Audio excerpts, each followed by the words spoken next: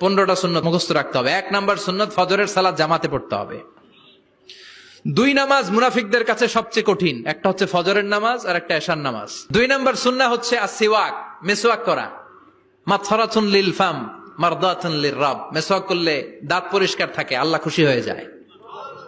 বিষ্ণু বলেছেন, যদি আমার উম্মতের জন্য কষ্ট না হতো প্রত্যেক নামাজের আগে মেসওয়াক করা আমি ফরজ করে দিতাম।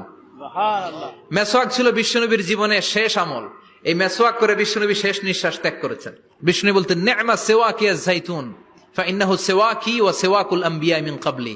জাইতুনের ডালের মেসওয়াক কতই না ভালো, কারণ এটা দিয়ে আমিও মেসওয়াক করি, আমার আগে সব নবীরাই জাইতুনের ডাল দিয়ে মেসওয়াক করেছে। সুবহানাল্লাহ। 3 নাম্বার হচ্ছে দুহুন, তেল মালিশ করবেন। বিশ্বনবী জাইতুনের তেল চুলে আর গায়ে দিতেন। বিশ্বনবী বলতেন, ওয়াদাহিনু ফাইন্না ফিত তাদহিনি বারাকাত, তেল খাও, তেল দাও, তেল মালিশ করো, তেলের ভেতরে আল্লাহ বরকত ঢুকাইয়া দিছে।